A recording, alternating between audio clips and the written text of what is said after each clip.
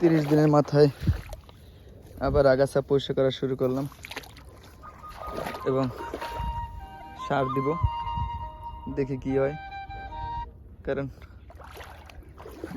এই জমিটায় আজকে 32 দিন হলো ঘাসের গ্রোথ কম, যার কারণে আবার সার দিচ্ছি। এখানে 1 ফুটের উপরে পানি আছে, দেখেন ফুল 1 ফুট এবং কোথাও 1.5 ফুট আছে।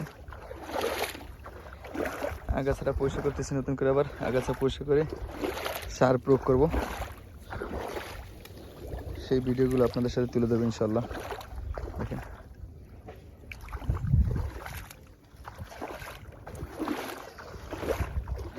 পানির ঘাস, একবার চাষ করে অনেক বছর ফলন পাওয়া যায়। আমি বেশি গ্যাপ দিয়ে চাষ করছি, একটাই চারা রোপণ করবো দেখে, মানে চারা তৈরি করবো এই জন্য।